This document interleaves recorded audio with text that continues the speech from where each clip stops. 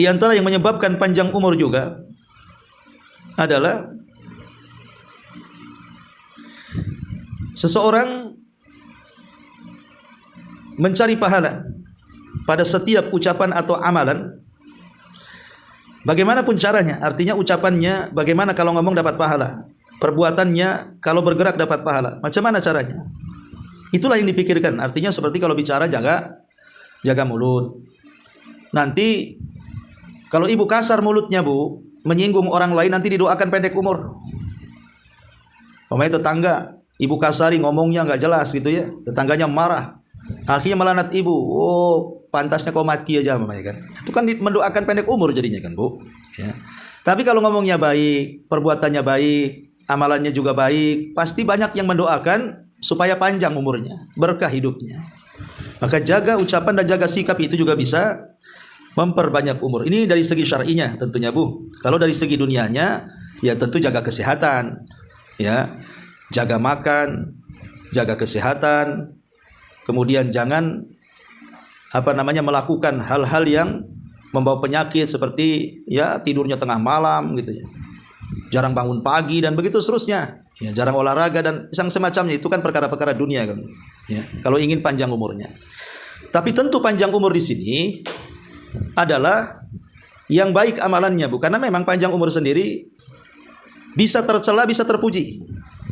Kapan tercela, kapan terpuji? Rasul yang mengatakan khairukum man tala umruhu wa hasuna amaluhu wa syarrukum man tala umruhu wa sa'a amaluhu. Sebaik-baik kalian, kata Rasul, yang panjang umurnya bagus amalannya, tapi seburuk-buruk kalian yang panjang umurnya jelek pula amalannya. Jadi umur yang panjang dan berkah itu kalau diisi dengan amal-amal soleh. Tentu kalimat panjang umur di sini ada dua penafsiran, Bu. Ada memang betul-betul dipanjangkan, maksudnya ditambah umurnya, yang harusnya ditakdirkan 50 jadi ditambah 60 dalam catatan malaikat tentunya.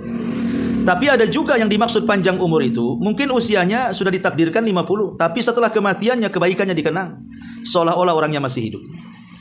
Kebaikannya dibicarakan seolah-olah orangnya belum mati. Itu juga panjang umur walaupun sudah meninggal, tapi didoakan oleh orang-orang dengan doa yang baik. Ya, itu juga makna daripada panjang umur.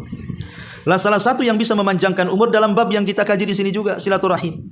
Ya, jadi pertama silaturahim ini bisa meluaskan rizki, bisa memperpanjang umur. Meluaskan rizki ada dua.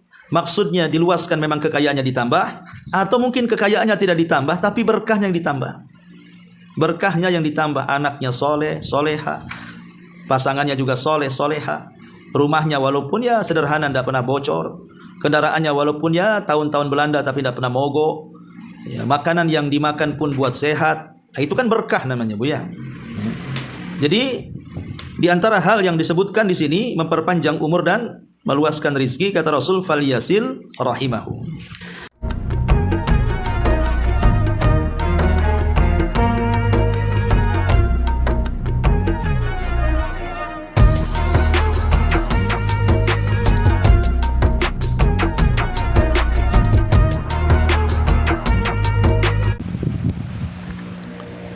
Tes. Ya, kita mulai. Bismillahirrahmanirrahim. Assalamualaikum warahmatullahi wabarakatuh. Alhamdulillah wassalatu wassalamu ala Rasulillah wa ala alihi wa sahbihi wa mawalah wa la hawla wa la quwata illa billahi wa ba'd. Baik, kita lanjutkan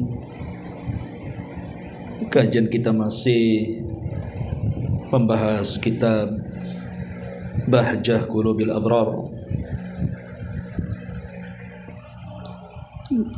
dan kita masuk pada halaman ke-272 pada poin ke-83,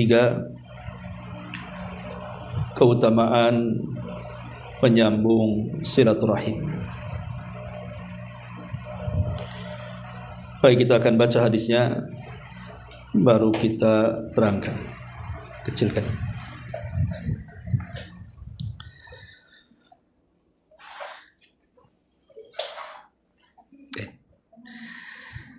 An Anas bin Malik radhiyallahu anhu qala Qala Rasulullah sallallahu alaihi wasallam, man ahabba an yubsata lahu fi rizqihi wa yunsa'alahu fi atharihi falyasil rahimahu. Dari sahabat Anas ibn Malik radhiyallahu an, dan Anas ini adalah pembantu Nabi sallallahu alaihi wasallam, putra daripada Ummu Sulaim atau dikenal dengan Rumaisa bintu Milhan, di mana Ummu Sulaim saat hijrah Nabi sallallahu alaihi wasallam dari Mekah ke Madinah, banyak wanita-wanita Ansar yang ingin menginfakkan harta-harta mereka di jalan Allah. Ada di antara mereka yang melepaskan cincin, kalung, gelang emas-emas mereka untuk dakwah Nabi sallallahu alaihi wasallam di kota Madinah. Lah, Ummu Sulaim ini tidak memiliki apapun yang bisa disedekahkan. Dia hanya memiliki seorang putra namanya Anas ibnu Malik. Sehingga karena dia juga ingin membantu Nabi sallallahu alaihi wasallam dalam perjuangan dakwah, makanya kemudian dia membawa Anas ibn Malik radhiyallahu an menemui Nabi sallallahu alaihi wasallam untuk dijadikan pembantu Rasul. Anggap saja sebagai bentuk bantuan kepada Rasul yang tidak bisa lagi memberikan kecuali hanya putranya saja. Jadi yang lain memberikan harta, emas, perak dan yang semacamnya, dia tidak bisa karena memang tidak punya. Dia hanya punya Anas ibn Malik. Maka dia menyerahkan Anas sebagai pembantu Nabi, dan Rasul senang hati menerimanya. Akhirnya Anas pun membantu Nabi sallallahu alaihi wasallam sampai 10 tahun lamanya. Artinya membantu Rasul sampai wafat. Dan Anas ibn Malik mendapatkan doa Rasul, di mana Anas dimintakan Rasul kepada Allah agar dipanjangkan usianya dan diperbanyak keturunannya serta diluaskan rezekinya, dan tiga-tiganya dikabulkan. Dia jadi orang kaya, usianya juga sangat lama, dan keturunannya sampai 100 orang lebih. Lah, Anas ibn Malik juga salah satu sahabat yang banyak meriwayatkan hadis dari deretan 7 sahabat yang sangat terkenal dalam periwayatan hadis. Baik Anas ibn Malik radhiyallahu an, beliau menukilkan sabda Nabi sallallahu alaihi wasallam, barang siapa yang ingin dilapangkan rizkinya dan juga dipanjangkan umurnya, hendaklah dia menyambung silaturahim.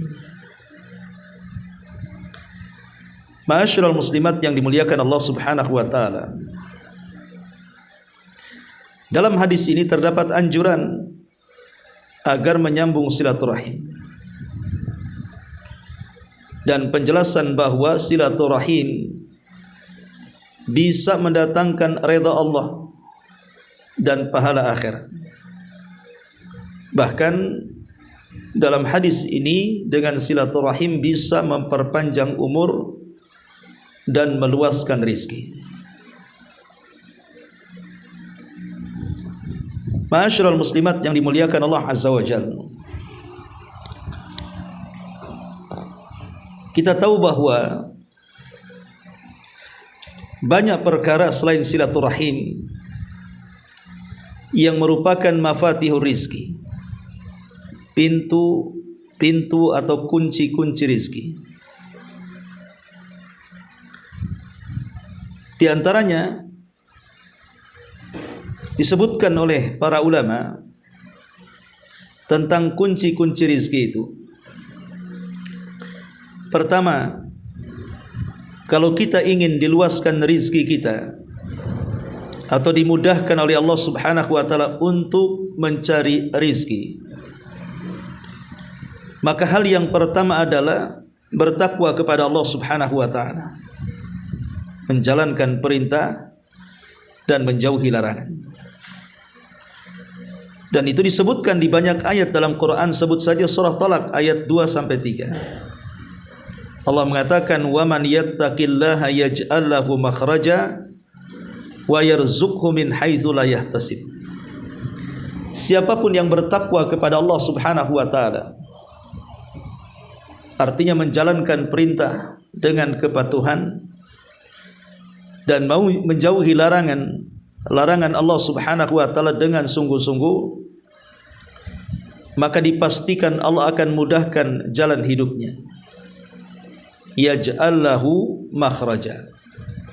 Pasti Allah akan jadikan dalam kehidupannya jalan-jalan keluar.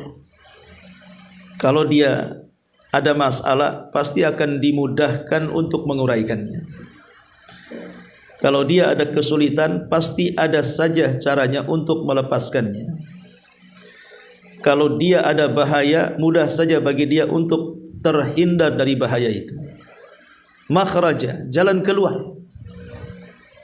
Wa yarzuqhu min haitsu la yahtasib. Bahkan lebih daripada itu, Allah akan memberikan rizki dari arah yang tidak disangka-sangka.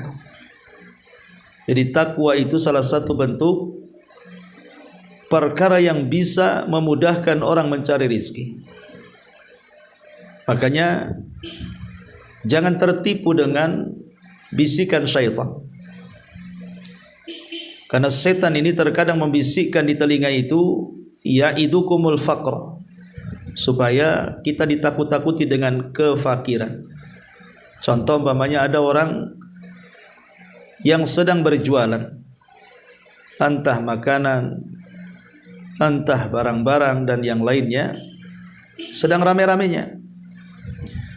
Tiba-tiba kemudian datang suara azan yang memanggil untuk salat. Maka jangan terkena waswas syaitan dan mengatakan, sayang kali kalau saya tutup warung saya kemudian saya salat. Ini bisa menghambat rizki, melarikan pelanggan. Pikiran seperti ini adalah pikiran yang sempit dan picik. Justru kalau dia menutup tokonya kemudian salat, artinya mendahulukan Allah daripada dunia, justru Allah akan menambahkan rizkinya. Yakin dan percaya. Adapun kemudian was-was yang tadi ada pada hati seorang pedagang itu, nanti kalau saya tinggalkan, nanti mereka kabur, nanti mereka tak datang lagi, nanti mereka kecewa. Itu was-was syaitan, ya'idukumul faqra, menjanjikan kefakiran. Justru kalau melaksanakan salat, maka Allah akan membuat dia mudah untuk mencari rizki, karena takwa itu menjalankan perintah dan menjauhi larangan, dan itu sebab luasnya rizki.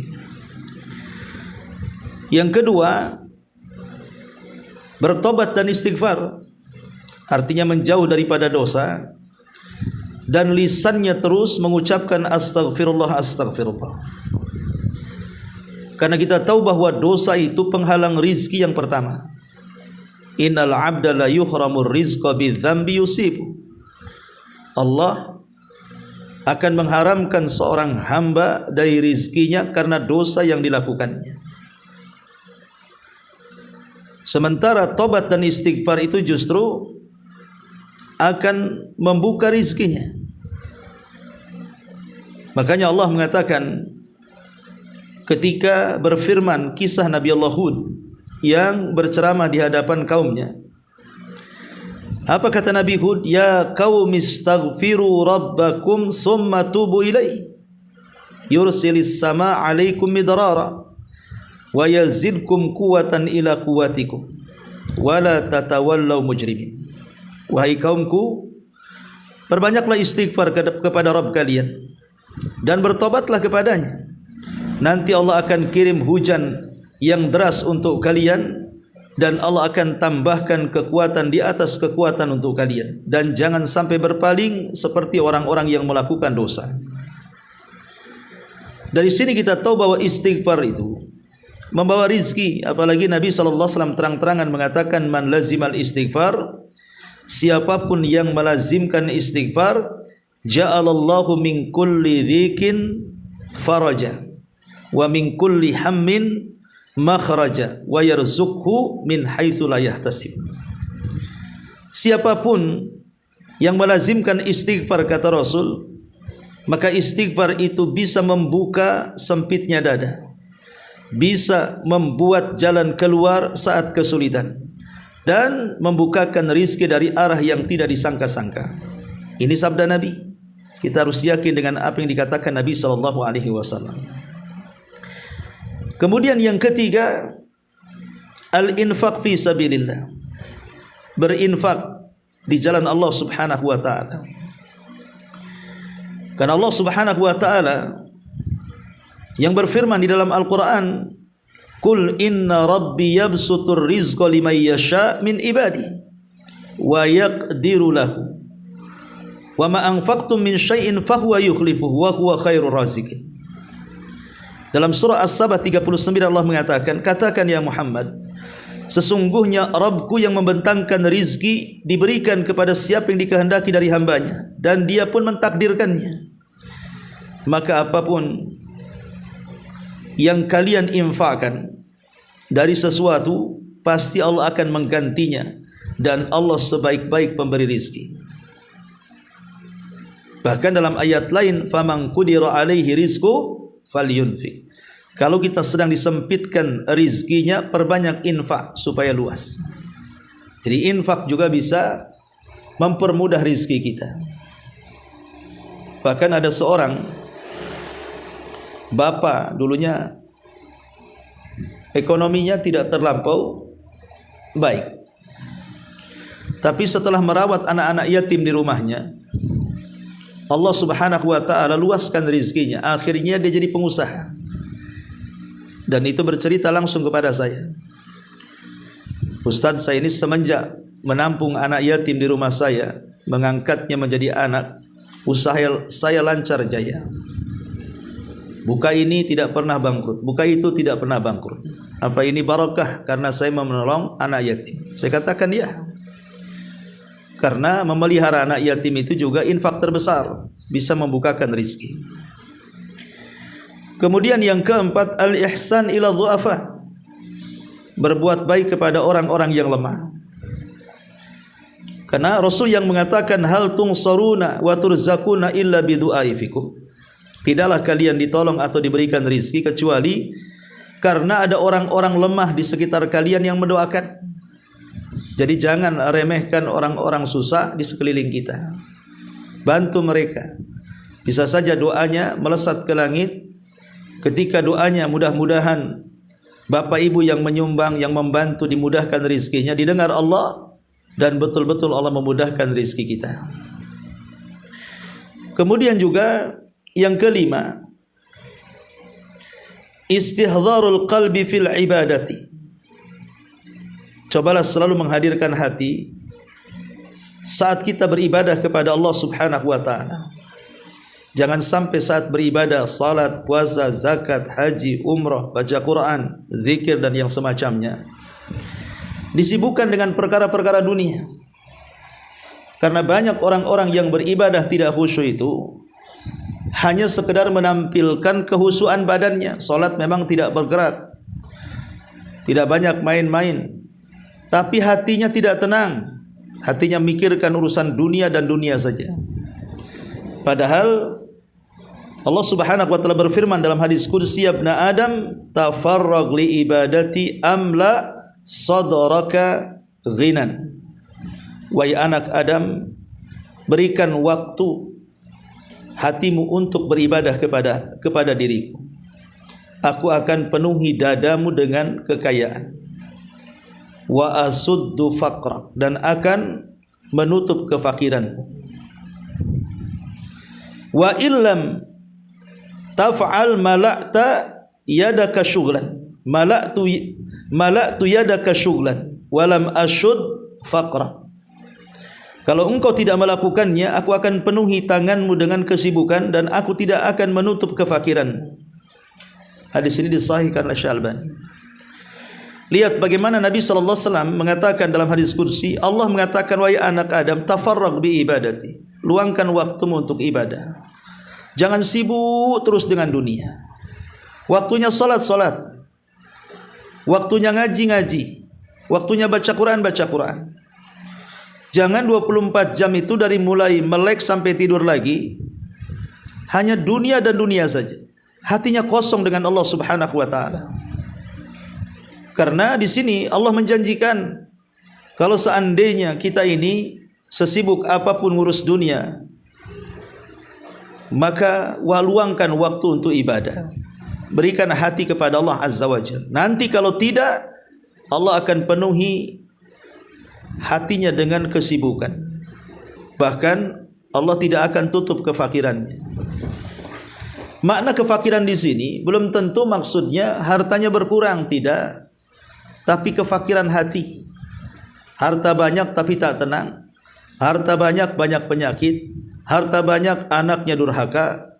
Harta banyak masalahnya. Gak akan tenang. Tidur asih bangun terus terkaget-kaget. Siang tidak bisa berfikir dan begitu seterusnya. Lalu apa gunanya hidup kalau tidak tenang dan bahagia? Ya. Ma'asyiral muslimat yang dimuliakan Allah Subhanahu wa taala. Kemudian yang keenam, syukrullahi ala ni'amil mawjudah. Biasakan bersyukur terhadap nikmat yang ada dalam genggaman. Ibu punya rumah walaupun ngontrak, alhamdulillah. Ibu punya kendaraan walaupun masih nyicil, alhamdulillah. Ibu masih bisa makan, nampak kulkas ada isinya walaupun hanya untuk seminggu, alhamdulillah. Syukuri nikmat yang ada di tangan kita ini. Jangan sampai kufur, artinya jangan sampai mengeluh. Karena kalau seandainya kita ini tidak pandai bersyukur akan nikmat yang ada di tangan kita ini, maka Allah mengatakan dalam surah Ibrahim ayat 7, la in syakartum la azidannakum wa la in kafartum inna adzabi lasyadid. Kalau kalian syukur, ku tambah nikmat. Kalau kalian kufur, ingat azabku sangat pedih. Kemudian yang nomor 7, az-zawaj, menikah. Anak-anak muda yang belum menikah, karena menikah juga salah satu yang bisa mendatangkan kekayaan. Jangan sampai kemudian hanya gara-gara pekerjaannya tidak cukup, sementara usia menikahnya sudah ada, kemudian ditahan-tahan. Kapan lu nikah? Tunggu sampai aku bisa punya rumah, punya kendaraan. Gak mungkin, Bu. Orang yang punya rumah, punya kendaraan itu tidak mungkin dimiliki kecuali kalau orang tuanya kaya, dapat warisan. Kalau tidak dapat warisan, mengandalkan kekuatan fisiknya, mengumpulkan itu bisa, tapi lama waktunya. Nanti di usia 40 tahun jadi bujang lapu kan, Bu. Tinggal laku lagi, ya laku. Tapi nanti kalau punya anak, udah nikahnya usia 40 tahun lebih, dapat pasangan yang tua lagi, akhirnya anaknya tidak banyak, dapat 1 atau 2, kan masalah. Nah, jadi menikah enggak masalah, karena menikah itu Allah mengatakan iyakunu fuqara yughnihimullah. Kalau kalian merasa fakir, nanti kalau sudah nikah Allah berikan kekayaan. Ya contohnya kita lah, ibu, saya dan siapapun kan. Dulu enggak punya apa-apa. Setelah menikah dengan suami, kemudian ya sedikit demi sedikit kumpul uang, cicil rumah, beli kendaraan dan begitu. Akhirnya punya semuanya. Kemudian yang nomor 8, al-mutaba'atu bainal haji wal umrah. Kalau memang kita punya rezeki haji dan umrah. Karena Rasul mengatakan tabi'u bainal haji wal umrah fa innahuma yanfiyanil faqra. Ikutilah haji dengan umrah karena keduanya bisa menghilangkan kefakiran. Jangan takut orang kalau umrah atau haji hilang uangnya, Allah kembalikan dengan caranya. Kemudian yang nomor 9, al-akhdhu bi asbabil kasbi. Mengambil dengan sebab-sebab, bukan hanya bertawakal. Ya pertama tawakal. menyandarkan hati hanya meminta rizki kepada Allah, kemudian mengambil sebab dengan cara bekerja. Karena bagaimanapun Allah menjadikan bumi ini mudah untuk kita berjalan di atasnya, bisa berjalan, bisa lari, naik kendaraan. Tujuannya adalah supaya mampu mencari nafkah di situ.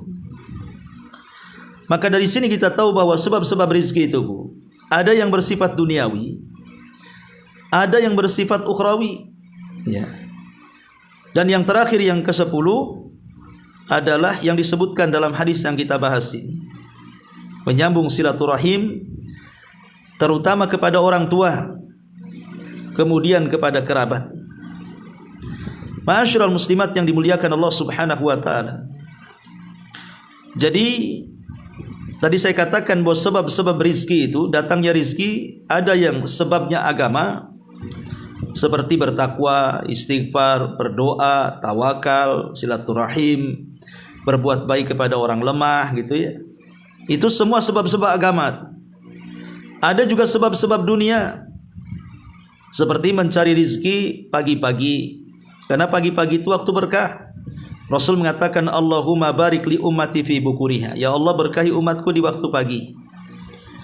Saya lihat di Batam ini orang-orang Cina yang agamanya beda dengan kita, Bu. Terkadang sebelum subuh mereka sudah buka jendela, sudah buka pintu, sudah bangun mereka, ya. Tapi kita orang Islam kadang-kadang malas. Ada yang bangunnya jam 6, ada yang bangun jam 7, sholat subuh pun tidak kadang-kadang. Makanya wajar mereka kaya-kaya, kita miskin-miskin, karena mereka semangat mencari rezeki, ya. Jadi bangun pagi-pagi, berdoa kepada Allah supaya kita mendapatkan rezeki. Yang kedua, sungguh-sungguh di dalam mencari rezeki. Kemudian yang ketiga, as-sidqu wal amanah, jujur dan amanah saat mencari rezeki. Jujur, amanah saat mencari rezeki. Kemudian juga yang keempat, melaksanakan salat. Kemudian juga hijrah, termasuk juga ambil barokah-barokah dalam bermuamalah. Jangan riba, jangan zalim, jangan tipu, jangan goror, dan begitu seterusnya, ya. Ini diantara mafatihur rizki namanya, Bu. Jadi hadis yang kita bahas ini adalah kunci-kunci supaya luas rizkinya. Kemudian yang kedua, hadis di sini juga menunjukkan apa? Sebab dari sebab-sebab dipanjangkan umur. Wa yunsa'alahu fi atharihi. Dan umurnya akan dipanjangkan. Tentu amalan-amalan yang bisa memanjangkan umur selain daripada hadis ini, ya, ada juga amalan-amalan yang lainnya yang bisa memperpanjang umur kita. Yang pertama tentu adalah bersilaturahim. Berdasarkan hadis ini dan hadis yang lainnya, silaturahim tazidu fil umri. Silaturahim itu bisa menambah umur. Ada juga yang kedua, berusaha untuk memperbaiki akhlak, berbuat baik kepada tetangga. Ini juga bisa menambahkan umur. Dalam hadis Aisyah radhiyallahu anha, Rasul mengatakan, silaturahim wa husnul khuluqi wa husnul jiwari yu'ammarani ad-diyari wa yazidani fil a'mari. Kata Rasul, bersilaturahim, akhlak yang baik, berbuat baik kepada tetangga, itu semua bisa memakmurkan rumah dan menambah umur. Jadi kalau umur ingin panjang, maka baik-baiklah kepada tetangga. Kemudian berusaha berakhlak mulia. Karena bagaimanapun akhlak ini terkadang lebih tinggi tingkatannya dengan ibadah-ibadah sunnah. Karena Rasul mengatakan, innal mu'min la yudrika bi husni khuluqihi darajatas sha'imil qa'im. Orang mukmin ini dengan akhlaknya yang mulia bisa lebih tinggi derajatnya dibandingkan orang yang ahli puasa dan ahli salat malam. Jadi ini perkara yang kedua. Perkara yang ketiga, memperbanyak zikir kepada Allah Subhanahu wa taala. Dalam hadis Sa'ad ibn Abi Waqqas radhiyallahu an, Kata Sa'ad bin Abi Waqqas, dia mengatakan, kunna inda Rasulillah sallallahu alaihi wasallam faqal ayajazu ahadukum an yaksiba kulla yaumin alfa hasanah. Lemahkah kalian, kata Rasul di hadapan para sahabat nih, untuk setiap hari mendapatkan kebaikan 1000 kebaikan? Maka di antara para sahabat yang duduk di situ bertanya, kaifa yaksibu ahaduna alfa hasanah? Bagaimana caranya ya Rasul setiap hari kita mendapatkan 1000 kebaikan itu? Maka Rasul mengatakan, yusabbihu mi'ata tasbiha fayuktabu lahu alfa hasanatin au yakhuttu anhu alfa khati'ah. Bertasbihlah 100 kali, maka akan dicatat 1000 kebaikan atau dihapus 1000 kesalahan. Lihat bagaimana Nabi SAW mengatakan bahwa orang yang bertasbih setiap hari 100 kali, maka dia mendapatkan 1000 kebaikan. Kalau pikir-pikir Bu, 1000 kebaikan itu berapa lama kita habiskan kalau umur kita pendek itu? Pasti 1000 kebaikan itu memerlukan umur panjang untuk melakukannya. Karena kalau waktunya pendek, tidak mungkin mengumpulkan sebanyak itu kebaikan kan? Artinya di sini bahwa banyak berzikir itu bisa memperpanjang umur gitu maksudnya. Ini yang ketiga. Yang keempat adalah al-iktsar minas salati fil haramaini syarifaini.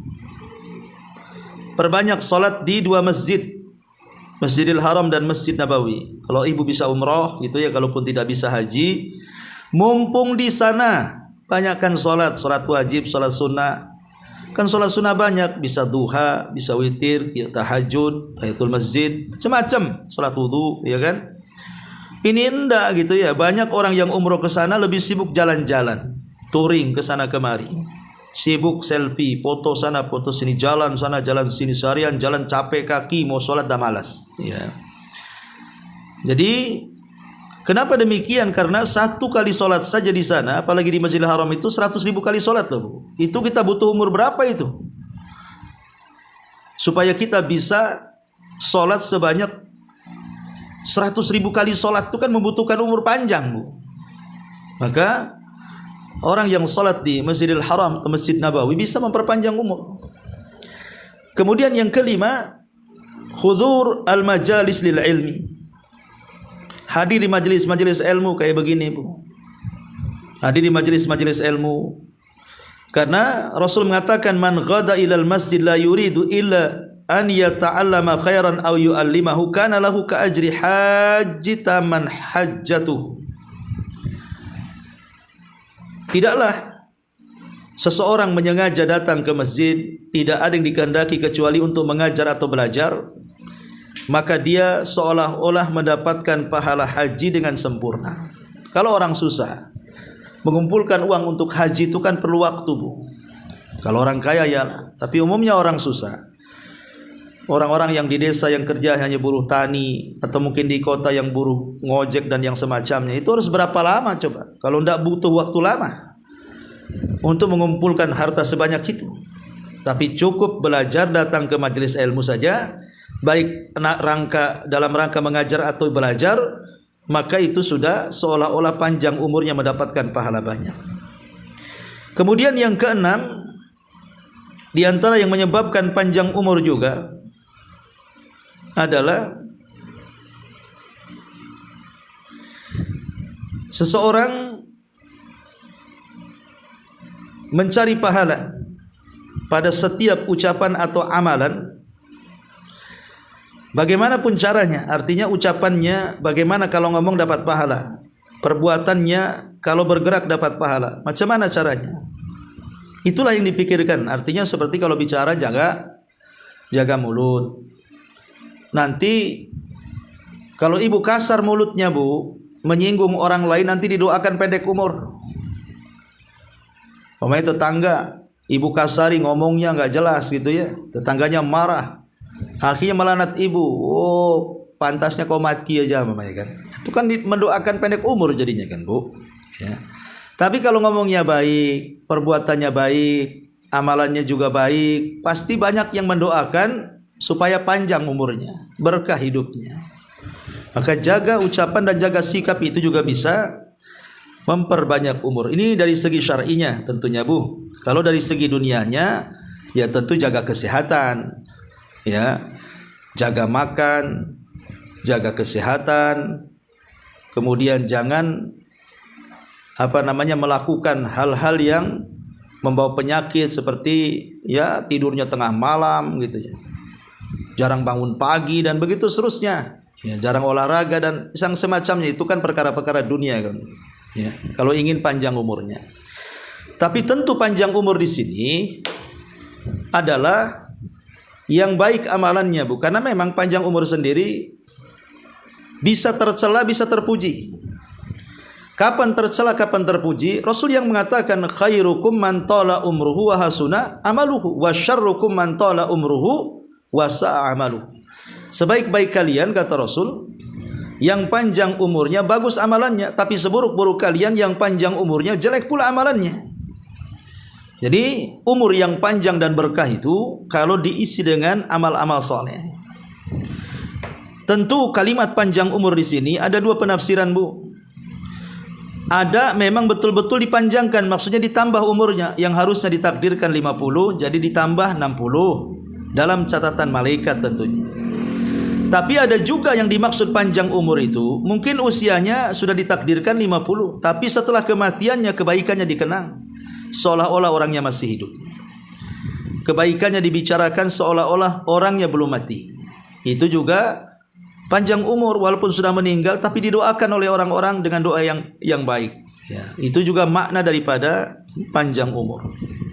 Lah salah satu yang bisa memanjangkan umur dalam bab yang kita kaji di sini juga silaturahim. Ya, jadi pertama silaturahim ini bisa meluaskan rizki, bisa memperpanjang umur. Meluaskan rizki ada dua. Maksudnya diluaskan memang kekayaannya ditambah, atau mungkin kekayaannya tidak ditambah tapi berkahnya yang ditambah. Berkahnya yang ditambah, anaknya soleh, soleha, pasangannya juga soleh, soleha, rumahnya walaupun ya sederhana tidak pernah bocor, kendaraannya walaupun ya tahun-tahun Belanda tapi tidak pernah mogok, ya, makanan yang dimakan pun buat sehat. Itu kan berkah namanya, Bu, ya. Jadi di antara hal yang disebutkan di sini memperpanjang umur dan meluaskan rizki, kata Rasul falyasil rahimahu. Perhatikan bukunya di sini. Kata pengarang, dalam hadis ini terdapat anjuran agar menyambung tali silaturahim dan penjelasan bahwa hal tersebut di samping akan mendatangkan ridha Allah dan pahala akhirat, juga akan mendatangkan pahala yang disegerakan, yaitu diperolehnya perkara yang paling dicintai oleh seorang hamba, di mana menyambung tali silaturahim merupakan sebab keluasan rizki dan panjang umur. Karena luasnya rizki, panjang umur kan semua orang pengen kan, Bu. Udah panjang umurnya, kaya raya, siapa yang tidak ingin, ya kan? Kalau bisa nambah 100 tahun lagi, 100 tahun lagi dia hidup. Ma'asyiral muslimat yang dimuliakan Allah Subhanahu wa taala, Allah telah menjadikan pada segala yang diinginkan itu satu sebab dan jalan untuk memperolehnya. Artinya Allah tahu caranya, bagaimana Allah membuat orang itu kaya atau orang itu panjang umurnya. Allah tahu caranya. Hal ini berjalan di atas satu landasan, maksudnya kaidah, yaitu termasuk dari hikmah dan pujiannya, dia telah menjadikan balasan itu sesuai dengan jenis amalnya. Jadi ada kaidah yang mengatakan al-jaza min jinsil amal. Balasan itu sesuai dengan amalannya. Karena dia sudah bersilaturahim, maka sebagai imbalan dan balasannya dimudahkan rizkinya, dipanjangkan umurnya. Karena biasanya contoh mamanya, Bu, bersilaturahim dengan kerabat, dengan saudara, dengan teman. Yang tadinya tidak ada informasi pekerjaan, ada informasi pekerjaan. Yang tadinya tidak ada informasi soal bisnis, dapat informasi, dan begitu seterusnya, ya, secara dunianya.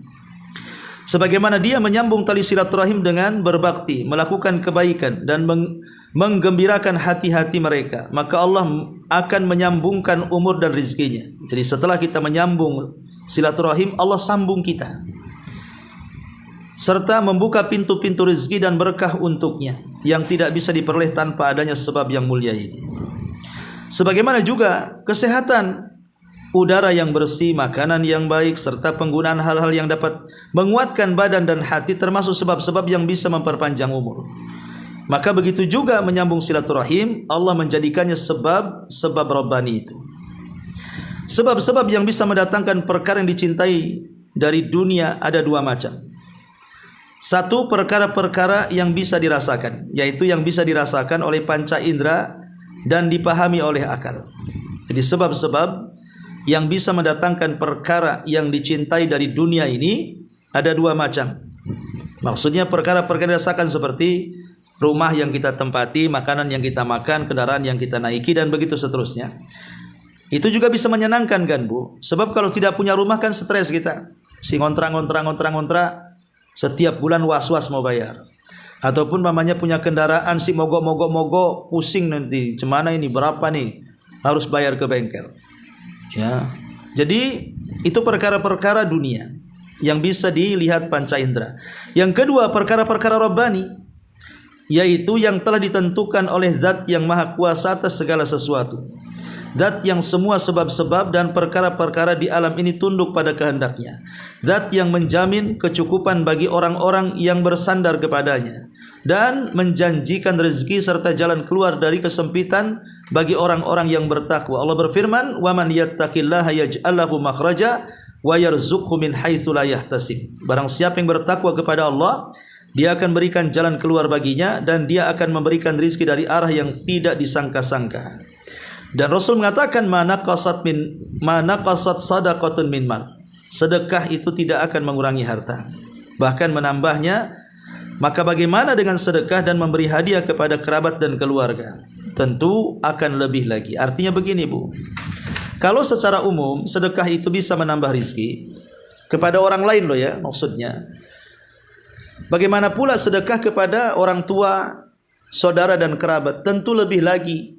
Selain daripada dapat pahala, yang kedua diluaskan rizkinya, yang ketiga dapat bersilaturahim. Jadi banyak pahala yang akan didapat.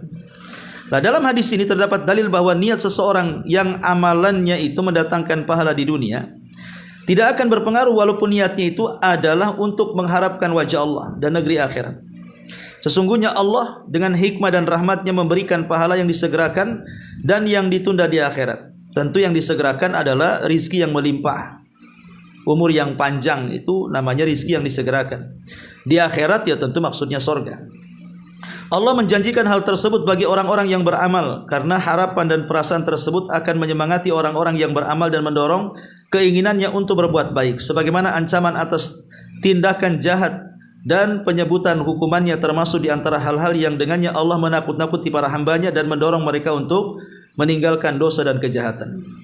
Seorang mukmin yang jujur ketika melakukan dan meninggalkan sesuatu hendaklah dia ikhlas karena Allah dan meminta pertolongan dengan apa yang terkandung dalam amalan-amalan berupa motivasi yang bermacam-macam demi niat yang tinggi.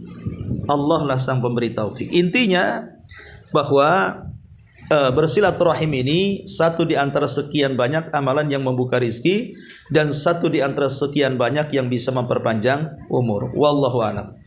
Baik, satu hadis saja silakan sebelum saya tutup kita buka tanya jawab.